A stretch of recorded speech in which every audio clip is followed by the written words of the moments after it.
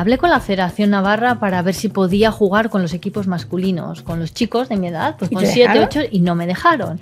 Me lo prohibieron. Recuerdo comentarios de algún compañero diciendo si yo había ido ahí a buscar novio y para casarme, porque ¿qué hacía una mujer sacándome el título? No puedo decir que merezca la pena, pero sí que te sientes realizada con la carrera deportiva que estás haciendo.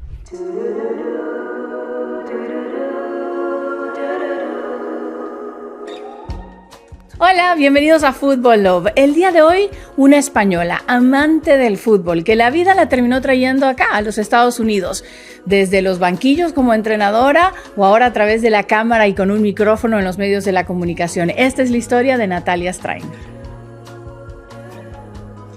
Natalia Strain, qué placerazo tenerte acá con nosotros. Estoy tan ganosa de poder hablar de tanto fútbol con vos que ni siquiera sé por dónde empezar, Natalia. ¿Por dónde empezamos? Bueno, lo primero, darte las gracias. En eso empezamos. Yo también súper emocionada, me lo comentaste hace tiempo y al final hoy es el día que podemos estar aquí juntas y estoy súper emocionada también. ¿Sabes qué pasa? Que siento que el fútbol cambia la vida de muchos, no solo de los que tienen la bendición de jugarlo o de entrenarlo como tú, sí, o ahora de comentarlo, sino de tanta gente que de distintos medios o plataformas o ámbitos de vida, al final el fútbol les cambia.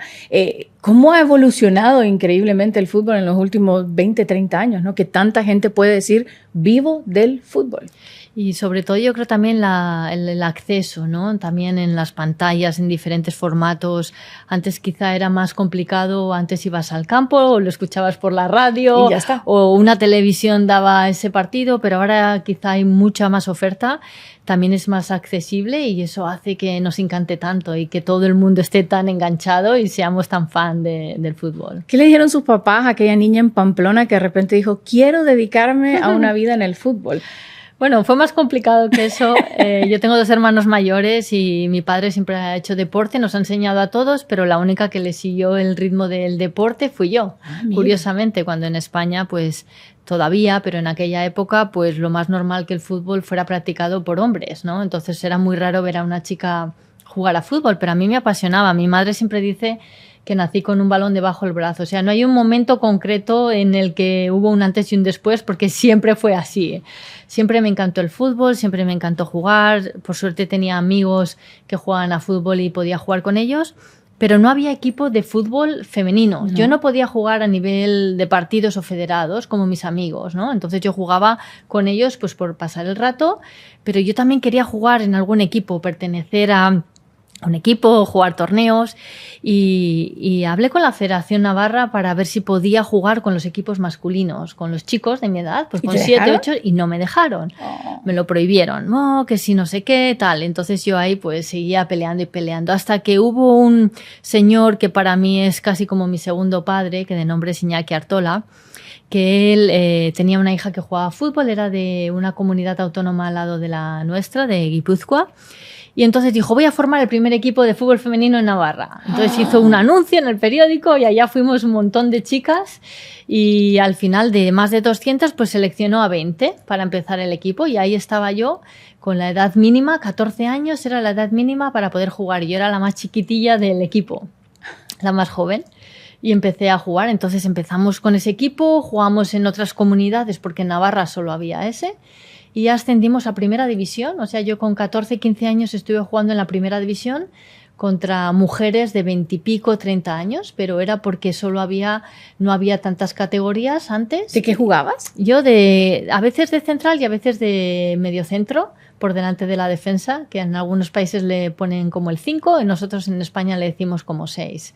O sea, un poco más no era muy rápida, pero tenía muy buena visión y buen toque, ¿no? Buen toque de balón. Pero la que mandaba ahí. La que trataba de organizar un poco el juego. Así que esa fue la historia y a partir de ahí, pues, enamorándome cada vez más del juego y quería saber, leía libros y al final, pues, me quise hacer entrenadora, pero no solo por el hecho de entrenar, sino por el hecho de aprender, de saber más de aquel deporte que yo amaba y que había sido tan complicado el poder jugar y era como, wow, ahora ya que puedo voy aún más afianzar mi pasión, y siempre ha sido una pasión. Mi madre y mi padre siempre han dicho que ha sido una pasión lo que he tenido por el fútbol. No sé si te pasa, pero siento que a nosotras, las mujeres, hace un tiempo que estábamos en el fútbol, siempre nos ponían quizás en duda o nos preguntaban por qué o de dónde. Sí. Y esa pregunta, yo creo que con los años fui evolucionando mucho en cómo yo le daba vuelta, porque me daba cuenta que más allá de lo que la gente pensara o que me dijera un hombre o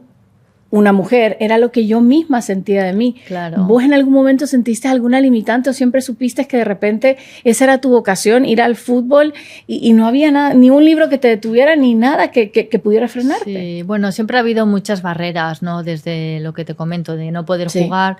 Luego, cuando saqué los títulos de entrenadora en España, era la única mujer. Recuerdo comentarios de algún compañero diciendo si yo había ido ahí a buscar novio y para casarme, porque ¿qué hacía una mujer sacándome el título nacional? ¿Qué hace ese compañero ahora? Nada. No lo sé, tampoco he querido saber. No le he seguido la pista, mejor ignorarlos, ¿no?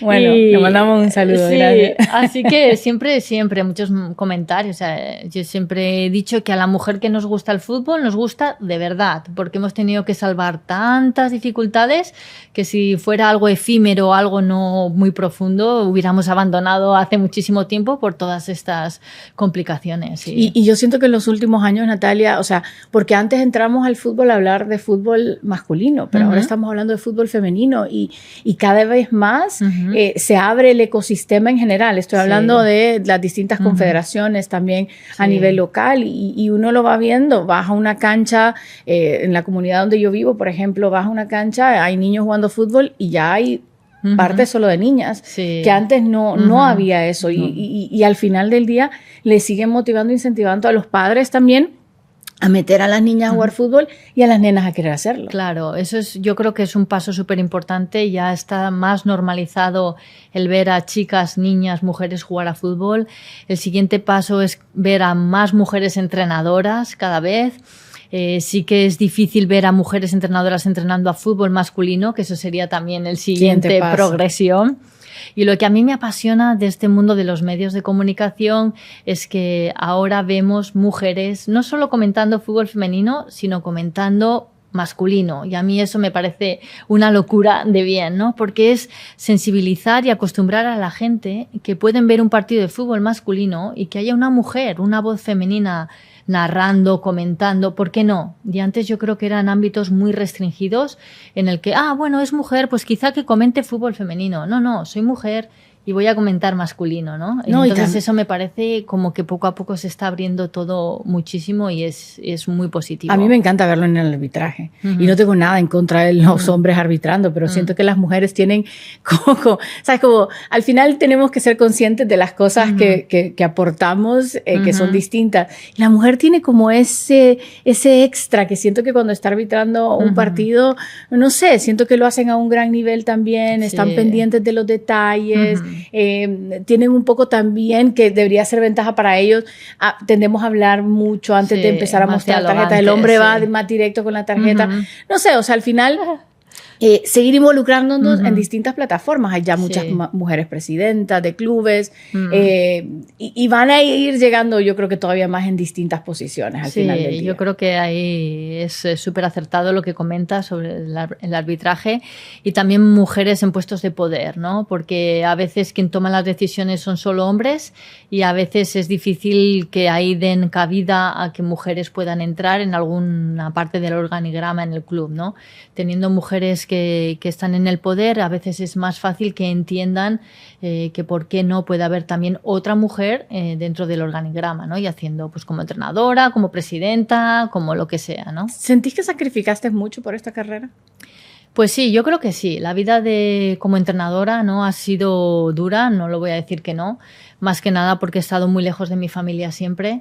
Creo que quizá pues si hubiera sido hombre hubiera tenido otro tipo de oportunidades, quizá que me hubieran podido ser más fácil para compaginar mi vida familiar. El hecho de ser mujer creo que a veces las oportunidades son más limitadas. Y siempre me he perdido pues muchas cosas familiares, muchos cumpleaños, el vivir cerca de mi familia. de mis amigos, lejos de tu ciudad también. Pero por otro lado, pues es tan gratificante que a pesar de haber perdido tantas cosas, como nos llena tanto, pues no sé, es como una sensación muy bonita y al final pues dices, no puedo decir que merezca la pena, pero sí que te sientes realizada con la carrera deportiva que estás haciendo, a pesar de que pues miras con nostalgia muchos momentos que te has perdido en tu vida, ¿no? Mira, desde el micrófono y cuando tengo la posibilidad de entrevistar, he notado un común denominador en los futbolistas, que siempre es el hecho de que hubo un entrenador al que le agradezco todo y hubo un entrenador al que no le quiero recordar. Sí. Cuando vos pensás en todas esas personas a las que entrenaste y a las que su vida pasó por tu mano, sí. ¿Cómo sentís que estarías más? ¿En el lado de que le deben mucho o que no quieren recordar tanto? Pues yo quiero pensar en el que sí, ¿no? Y de hecho me ha pasado muchas veces que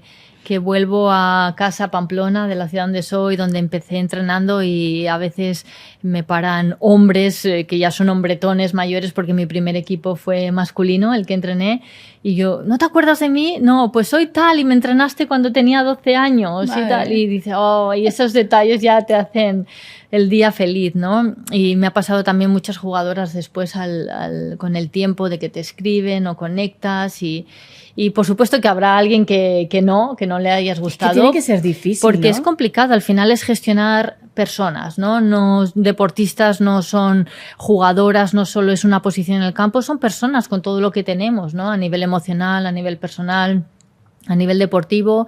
Entonces hay momentos en la carrera o momentos en un proyecto deportivo que quizá esa persona no encaja y por lo que sea, pues no juega tanto como a ella le gustaría y tú has de ser quien tome la decisión, pero no es nada personal, pero tú como entrenadora pues tienes que tomar decisiones muy duras y para mí eso es la peor parte de ser entrenadora, ¿no? Claro. Cuando tienes que hacer la alineación y decidir quién dejas en el banquillo o no, eso es la parte más dura, desde luego. Pero no solo eso, porque ahí ya es parte como del plantel que ya tenés, pero también te ha tocado trabajo de scouting, claro, de escoger entre miles de cientos de niñas, claro, quienes pueden aportar para una selección nacional, claro, que ya estamos hablando de otro nivel de, no sé, es que no es frialdad, pero tenés que estar tan firme ante claro, lo que busca la selección.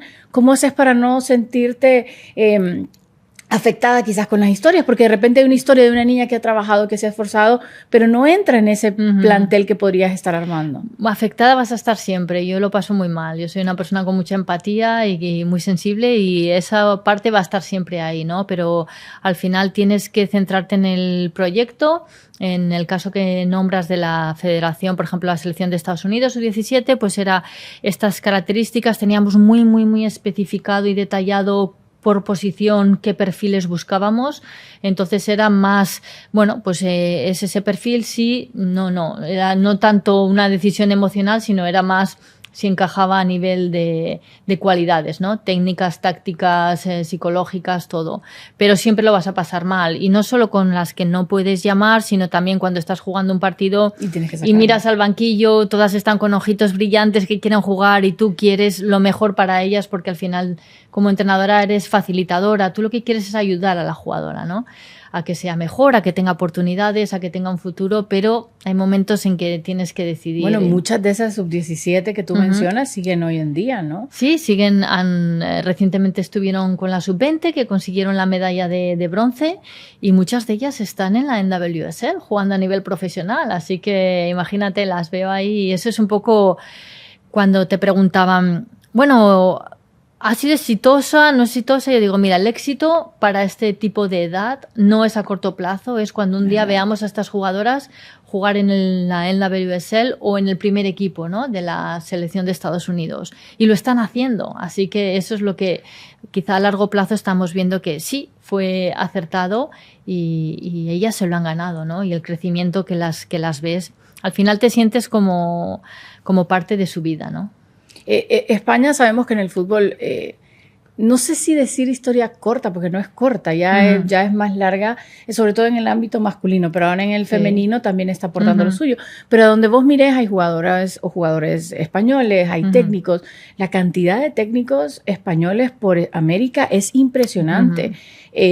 A nivel selecciones femeninas, también a nivel clubes. ¿Qué hace que haya tanta oportunidad o tanta búsqueda de ir por los técnicos españoles? Yo creo que el técnico español es un técnico muy instruido, se ha formado muy bien a nivel de todos los aspectos, técnico, táctico, a nivel metodológico. Es algo que hablamos mucho en la Federación de Estados Unidos, de España también, cuando hacemos los cursos de entrenadores. Y yo creo que la filosofía, la forma en la que amamos el fútbol, la forma en la que vivimos y la forma en la que nos gusta jugarlo, ¿no?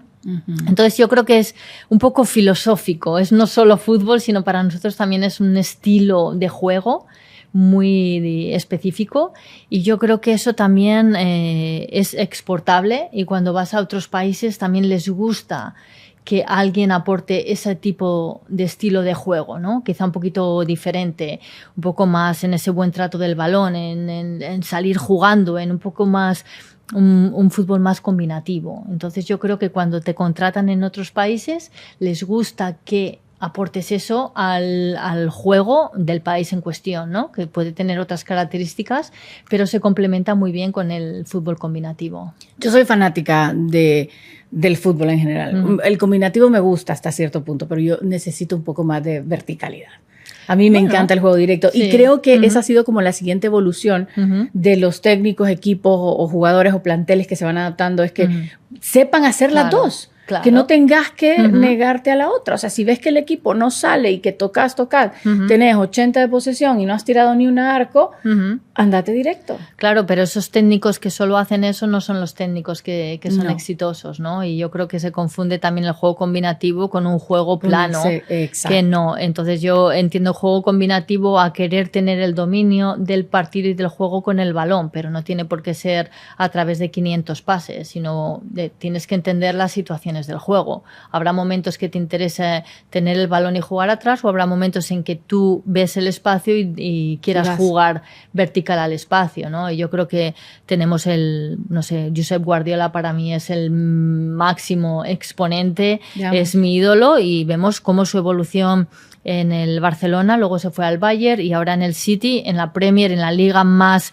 transicional de fútbol masculino del mundo, y ahí está siendo también exitoso. ¿Por qué? Porque es la adaptación y sabe entender la evolución del juego, ¿no? ¿Cómo se vive el fútbol cuando tenés toda esa pasión y de repente te encontrás en el día a día comentando partidos? ¿Cómo haces para que cada partido sea diferente desde el punto de vista de la hora de analizarlo, de sentirlo, de vivirlo? ¿Sentís ya algún poco de rutina o todavía no? No, para mí yo lo vivo como cuando estaba entrenando, ¿no? Era como, vale, ¿qué partido voy a comentar? ¿Qué equipos son? Entonces me veo los vídeos, analizo, sé cómo van a jugar, pero luego voy siempre con esa sensación de estar...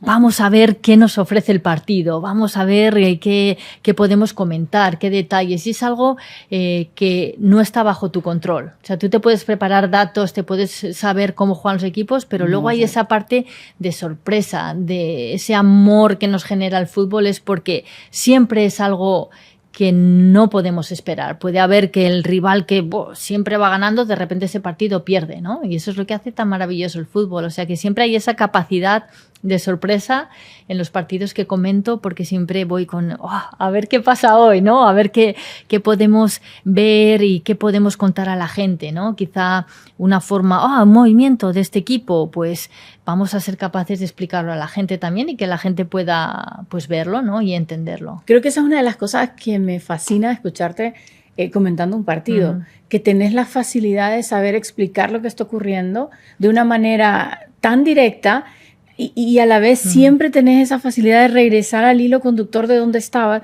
porque hay mucha gente que se pierde queriendo explicar una cosa tan sencilla y vos entrás y decís tiqui, tiqui, tiqui y ya está, lo entendimos todos. A mí es que es lo que, esa pasión que tengo, ¿no? Por el fútbol, y me apasiona ver los movimientos tácticos, y cuando soy capaz de poder explicarlos es como... Me siento muy bien. Es como si tuviera una responsabilidad de decir, bueno, si yo soy capaz de verlo, voy a tener la responsabilidad de explicarlo también, y que todo el mundo pueda disfrutarlo. ¿En cuántas ciudades ya has vivido en Estados Unidos? ¿Estuviste en Kansas? Pues Houston? Mira, mi primera ciudad fue Houston. Luego estuve viviendo en San José, en California, por un año. Luego en Kansas y San Luis. Cuando estuve trabajando con la federación, en vez de moverme a Chicago, hice como un poco en San Luis, y ahora aquí en Miami. ¿Y hasta ahora cuál ha sido tu favorita? Pues mira, California me encanta. Me encantó vivir pero era San José y era no tanto, tienes razón. Y la verdad es que Miami me gusta mucho. Me parece la ciudad más latina, me parece que es donde, no sé, se compagina mejor de donde yo soy. No sé, me siento casi como en casa, ¿no? Me recuerda mucho a España y me hace sentir muy bien. Te voy a recomendar un restaurante español, era espectacular. Ahí no vas a extrañar absolutamente nada de España. Ver, dime. Creo que esa tiene que ser otra, porque aquí pues al final sentimos esa conexión con cada uno de nuestros países y de dónde somos. ¿Te dio nervio, te dio miedo entrar a la comunicación o ni siquiera se te pasó por...? Pues creo que ha sido algo como muy natural, ¿no? Y cuando yo estaba en Barcelona entrenando con el Barça, la televisión del Barcelona retransmitía partidos, claro. Y ya comenté ahí. Y también cuando yo era más joven y estaba en Navarra con la selección navarra, también me llamaba una televisión local para una vez a la semana comentar algo de partidos. O sea que ha sido siempre como y en la radio también en Navarra también comentaba los partidos de Osasuna, que es el equipo de mi tierra. Claro. Entonces yo siempre lo he hecho como para colaborar, bueno, pues me gustaba mucho siempre el tema de la comunicación. Y creo que es algo muy importante porque como entrenadora has de comunicar, o sea que creo que ha sido siempre como muy unido, ¿no? A mi faceta de entrenadora.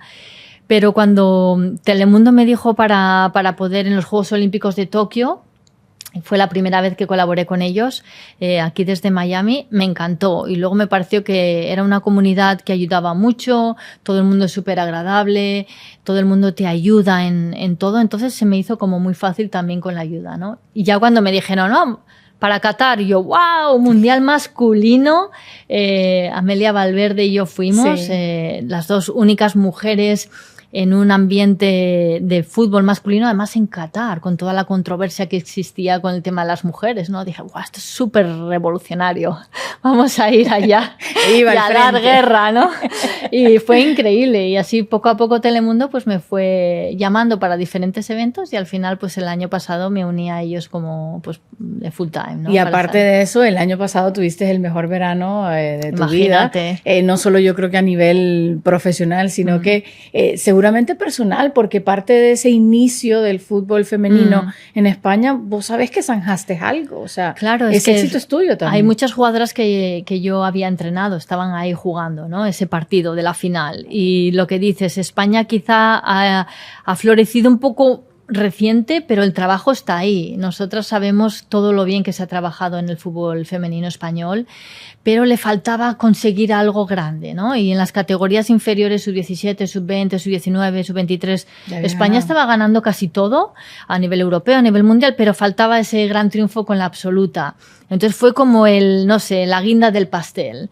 Y luego, pues como digo, ¿no? Que conoces a muchas jugadoras que están ahí, sabes todas las dificultades que han pasado, así que también te alegras tanto. Es que y era el año que tenías que aprovechar. Terminas llorando el partido, ¿no? Total, claro. Y tenías que aprovechar porque Canadá estaba de capa caída, Estados Unidos también. Era el chance de que hubiera un campeón que no fuera un habitual. Era el momento, sí. Yo me acuerdo ver imágenes, fotos y videos de eso, y eso fue una locura eso. Sí, yo creo que fue como, no sé, había tanta gente que lo deseábamos, que no solo las jugadoras. Yo creo que ahí fue un triunfo de lo que dices, no solo de ellas, sino también las pioneras, ¿no? De muchas mujeres que muchos años antes que yo y que mi generación habían luchado y se habían visto con tantos problemas. Así que ese triunfo va para todas, yo creo. ¿A dónde ves el fútbol español? Porque quizás en los Olímpicos no fue lo que muchos esperaban. Yo sé que llegaban con la estela de campeonas del mundo. Tengo que admitir que yo estaba en esa lista. Sí, yo también. Que no las ponía, yo no las ponía de favoritas, ¿sabes? No. Y tuve muchas peleas internas ahí, porque sé la capacidad que tenían, pero sabía que iba a ser muy difícil, y sobre todo cuando les tocó el partido que les toca, dije, no van a poder, no les va a alcanzar, y no era nada en contra, simplemente era porque no es fácil estar en esos escenarios y tener al frente grandes rivales. Es muy complicado, y sobre todo también mentalmente el estar en primera línea siempre y ganar, eso es muy complicado. Sí. Aparte venían de una temporada muy larga, muchas de ellas, con el Barcelona habían estado jugando la final de la Champions también, se habían estado compitiendo muy seguido, luego ya los Juegos Olímpicos, algunas comentaron que venían un poco cansadas. Quizá no hubo ahí un descanso bueno para que las jugadoras pudieran rendir al máximo nivel, pero para mí lo mejor es que se abre mucho la situación de que ahora todas las selecciones son buenas, ¿no? Y son mejores. Antes solo había un rival, Estados Unidos, era el mejor del mundo, y los demás quedaban bastante lejos. Yo creo que ahora lo bonito es que hay muchas más selecciones que pueden conseguir el triunfo. Este año, para los fanáticos del fútbol de este lado del mundo, es un año bien duro. El adiós de Marta, de Alex Morgan, de Sinclair, eso me tiene deprimidísima a mí, de Kelly O'Hara, que creo que también es positivo, porque quiere decir que si están yendo ídolas que nos hicieron enamorarnos más de este deporte, quiere decir que vienen muchas más todavía al frente. Pero ¿qué significa cuando una generación ya se va y le da paso a otra? Pues es un punto de inflexión, y lo que dices, yo creo que siempre las vamos a tener como referencia, y las niñas de hoy en día también hablan de ellas, y eso es lo importante. Pero por otro lado, el hecho de que ellas se retiren es porque ya hay otras empujando, así que ojalá cojan el testigo. Y también vemos en la selección de Brasil que hay buenísimas jugadoras, no solo Marta, que por cierto pues es una leyenda y nos da mucha penita que se vaya, pero ella ha hecho un buen trabajo también dejando a discípulas, ¿no? Lo mismo que Sinclair o O'Hara o todas las jugadoras que se van. Nos da mucha pena, nos gustaría que fueran eternas, porque para mí son como un patrimonio, ¿no? de la humanidad, pero por otro lado también estamos pues un poco con la sorpresa de decir, bueno, a ver quién viene, ¿no? A ver quién son las siguientes jugadoras. Y la ventaja es que van a seguir vinculadas, o sea, Marta nunca se va a alejar del fútbol, yo creo, en su vida. El pobre de ella, como lo haga, vamos a buscarla y le decimos, tú vuelve, y más con el Mundial. No sé si como comentarista o algo, yo creo que más en otro rol, y bueno, tiene el Mundial en 2 años, me imagino que va a ser la gran estandarte de ese Mundial. Sinclair dijo que ahora se va a poner de lleno en el tema de la liga en Canadá. Sí. Alex Morgan dijo que va a seguir siendo parte de por detrás con lo que cuenta, ¿no? Es que tienen el dinerito, poniendo la inversión tan grande que esas jugadoras tienen que seguir de alguna forma, y su experiencia, su sabiduría, su saber hacer, tenemos que seguir aprovechándonos de eso, ¿no? Porque ellas son una leyenda. Natalia, ¿tenés algún proyecto así como personal que dijeras, no sé, todos tenemos alguna cosa? Yo, por ejemplo, quiero algún día escribir un libro, no sé de qué, pero algún día quiero escribir un libro, o dirigir una película tipo documental.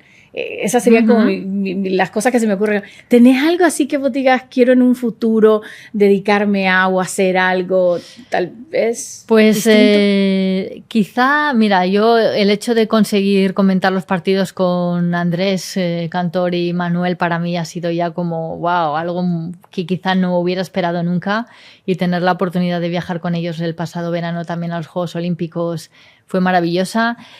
Quizá me gustaría como reto personal, pero como soy una persona que siempre le gusta mejorar, el comentar un partido en inglés, ¿no? Que es lo que te comentaba antes. Pues quizá, bueno, ¿por qué no? Es mi segunda lengua, he entrenado en inglés, pero sería un reto muy grande. Claro. Pero también sería algo de decir, bueno, voy a vivirlo de otra forma, ¿no? Así que quizá algún día pues el poder comentar algún partido en inglés. Bueno, eso es más fácil que... Eso está muy fácil, Natalia. Bueno, poco a poco. Poco a poco, pero muy bien. No, la verdad que al final del día...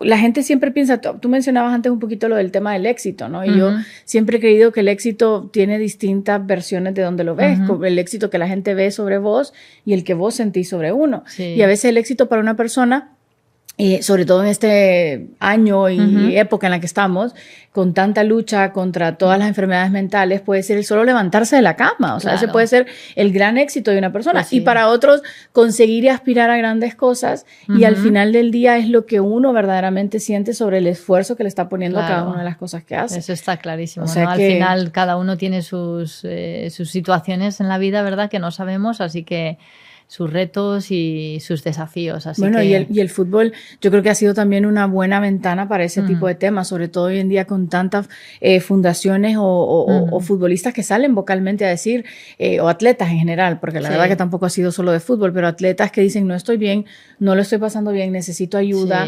y ya hay más tranquilidad a poder hablar de este tipo de cosas. Eso a mí me parece maravilloso. Yo siempre que puedo en los partidos, si hay algún jugador o jugadora relacionado con este tema, que ha hecho visible, trato de reconocerlo porque me parece una labor muy difícil. Antes era un tabú, nadie hablaba de esto y realmente cuando estás en el mundo del deporte y también de la comunicación te das cuenta que la psicología, la motivación, todo el tema mental es el 90 o 95% de todo. Al final tú puedes tener muchas cualidades, pero si no estás motivado o tienes alguna situación en tu vida, es muy difícil por muy portento que seas. Así que cuando estos súper jugadoras y jugadores lo comentan tan normal, dices, mira, ellos también, y no te sientes tan mal, ¿no? Y al final pues ves ídolos en todos los sentidos, claro. No solo deportivos, sino es que al final son humanos y eso es lo bonito del deporte, ¿no? Que los ves que al final son personas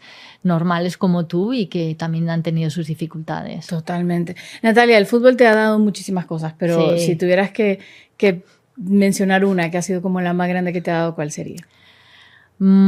Pues conocer a personas maravillosas, poder trabajar al lado de gente como Johan Cruyff, Guardiola, o ahora en la comunicación, pues conocer a gente como Andrés Cantor o estar aquí sentada hoy contigo son cosas que quizá años atrás no lo esperaba. Momentos deportivos, me voy a quedar con dos para ser un poco igualitaria.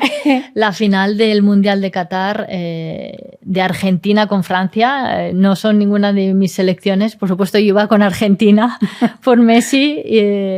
Fue una energía, un algo que no se puede explicar con palabras. Yo creo que todos los que estuvimos ahí acabamos llorando de esa emoción.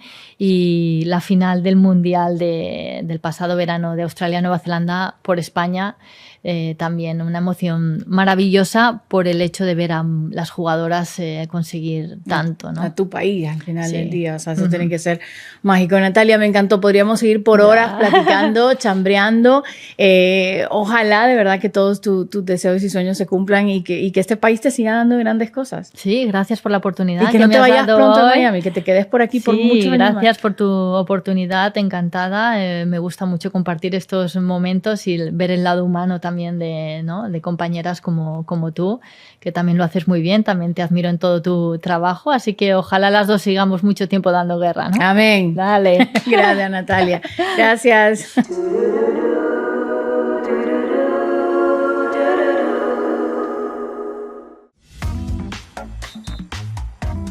Hola, soy Alejandro Figueredo, conductor de ¿Qué pasa Inter Miami? Si te gustan nuestros contenidos, suscríbete a Red de Fútbol y activa las notificaciones.